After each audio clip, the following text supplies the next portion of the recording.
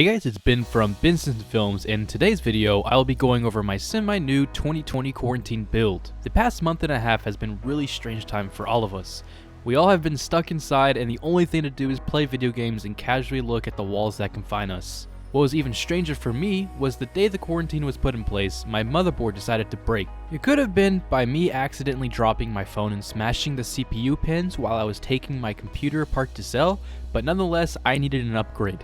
This video will be what my parts are currently and what I upgraded from, and hopefully this will inspire your next build. So let's get started.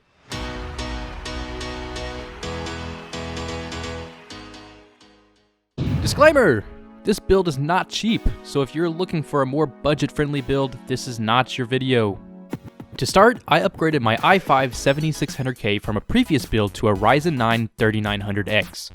Alternatively, you can go for the Ryzen 7 3700X, but the local computer store near me had a sale for the Ryzen 9, so I went big.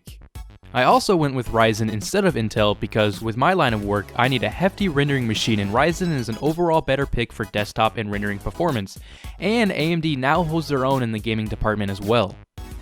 The motherboard I paired with the CPU is the ASRock X570 Steel Legend. Although this is a fairly expensive motherboard, it is a relatively cheap X570 board. I needed to stay within somewhat of a budget, so I compromised, but have not been let down with this motherboard. It has a clean look with RGB and M.2 cooling plates and has two PCIe slots. The downside to this board is that the one and only X16 PCIe slot is too close to the connectors for my comfort, and I have seen some reviews say that even at stock settings, the board is not stable, but I have not run into that problem. To cool the CPU, I went with the Corsair H115i Platinum AIO. The Ryzen 9 3900X generally runs really hot, so I wanted to get the best overall cooler, and I came down to the Corsair. Even with this AIO, the CPU runs cooler but still fairly hot. I sit at 45 degrees Celsius idle, and it rarely hits above 85 degrees during full load, and stays around 70 degrees during gaming. With the stock air cooler, I had an idle temp of around 60 degrees Celsius and a full load temp of 94 degrees, which was way too high for almost all cases. With my RAM, I chose to stick with my previous 2x8 16GB of Corsair Vengeance RGB 3000MHz sticks. There's nothing wrong with these sticks, but I plan to upgrade to CL14 32GB sticks. This can bring in more FPS to games, but it's minimal and any well-reviewed RAM will do the job.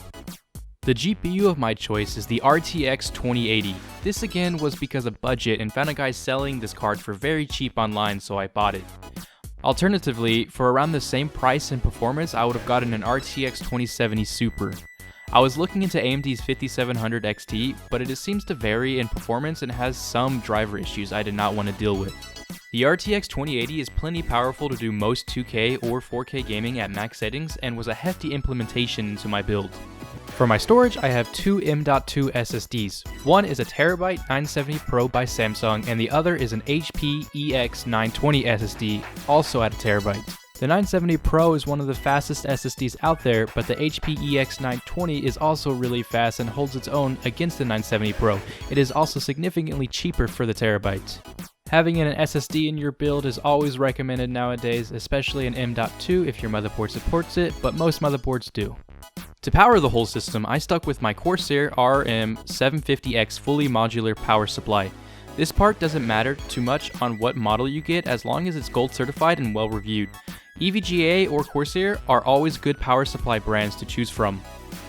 And finally, to piece the build together, I have the NZXT S340 mid-tower case. This is a great case, but it has newer models that are better. I ran into the problem of the Corsair AIO actually not fitting properly into the case, so I had to compromise and put the cooler in slightly incorrect. It still functions as normal, but I don't get the RGB fans facing into the case, and the overall designership isn't great with my case. In the future, I will be upgrading, but I have not chosen a case yet. Now on to some gameplay for this computer. Both the GPU and CPU are running at stock. I'm not going to go into detail on each game, I'm just going to let it run and you can see the stats in the top left corner.